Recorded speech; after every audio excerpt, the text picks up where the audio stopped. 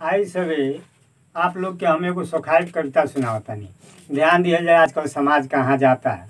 पढ़ल लिखल होशियार गंवार गंवार होशियार भी सोखाई पे विश्वास करता नहीं। कविता बा कि का कही और कैसे कही, का कही और कैसे कही, जियरा पर खटाई में।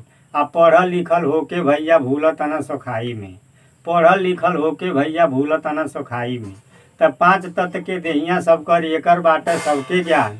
आ कबहू घटे कबहू बढ़े रहे चाहिए एक समान, कबहू घटे कबहू बढ़े रहे चाहिए एक समान।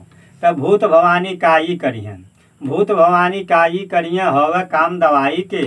आ पढ़ल लिखल होके भैया भूलत न सोखाई में, पढ़ल लिखल होके भैया भूलत न सोखाई में। तो सोखा आवे लवंग उठावे, सोखा आवे लवंग उठावे, खर्चे पे खर्च बढ़ावन न। आ ऊपर ऊपर लिपत आने नीचे से कोरियावन, ऊपर ऊपर लिपत आने नीचे से कोरियावन। तब बन से करहा भाग के भैया, बन से करहा भाग के भैया जाय गिरल बा खाई में। आ पढ़ल लिखल होके भैया भूलत न सोखाई में, पढ़ल लिखल होके भैया भूलत न सोखाई में। त घरे घरे होले सोखाई, घरे घरे होले सोखाई, लोगवा ऐसे भइल परेशान। आ सोखा कहला जन घबरैया अबहिन बाटे एक उपाय, सोखा कहला जन घबरैया अबहिन बाटे एक उपाय। त गाँव सेनी लाखों रुपया, गाँव सेनी लाखों रुपया गोइल डीह बनाई में। आ पढ़ल लिखल होके भैया भूलत न सोखाई में, पढ़ल लिखल होके भैया भूलत न सोखाई में। त सालों के 2 साल न बीतल, सालों के 2 साल न बीतल, कितना नाता टूट गईल।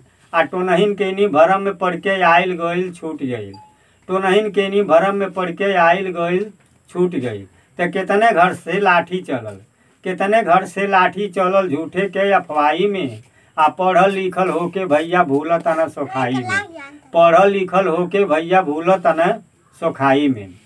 तो आगे के बतिया का कही, आगे के बतिया का कही, झूठे के मुँह काला है। आ दास कबीरा कह गई न कि सच्चे के बोलबाला है, दास कबीरा कह गई न कि सच्चे के बोलबाला है।